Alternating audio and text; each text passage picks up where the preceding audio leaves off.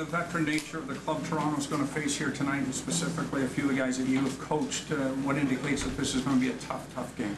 Well, I think the other thing about it is they have won a couple. You tend to get hungrier and dig in more when things don't go your way, so I expect it to be a real good game here, and we're excited to play it. We'd like to, I think we played some really good hockey here of late.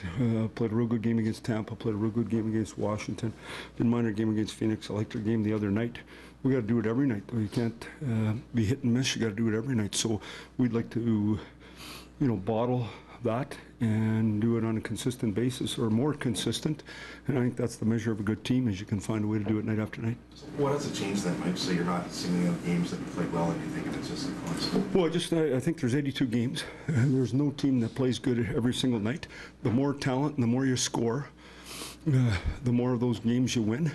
Our power play hasn't been as good of late, so we're not getting extra goals. We're going to have to earn them right now until we get our feel back in that area. And so the bottom line is you got to play hard.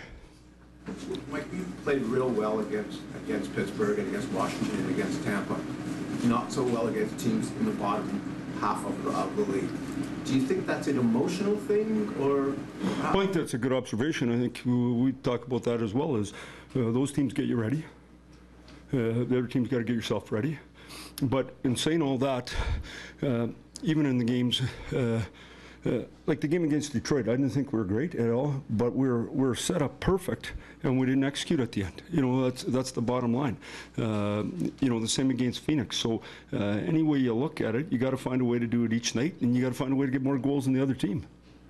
What stands out to you about the way Marleau has played out of the break? Yeah, skating. And and who knows why it happens? There's ebbs and flows. If you look at Patty's career, he's been like that a bit too. He's had some moments where it wasn't going as good. And when you're 25 and it doesn't go as good, everyone says it's no big deal. When you start getting higher, they always say, "Oh, the wheels are off. You're done." The wheels ain't off. He ain't done. Like, he just needed to get going again. I thought he was one of our best players the other night, if not the best. What do you see from Dermott in his performance, like in the last game, where you feel like maybe is he making some strides that you're happy with? Yeah, he hit the net. He's got red around it. If you hit it, you get points. Like, it's just so simple. It's hard, though, for a D in the National League because there's so many people in front of you. But Dermy's, we don't question his ability to break out the puck. We don't question his ability on the offensive blue line, where he's got to keep growing, and that's what Ron Haynes is going to do with him, is you got to stand in the right spot in D-zone. The puck can't come through you in D-zone. You can't step up and people go by you. Those are all the things that, no different than Morgan Riley.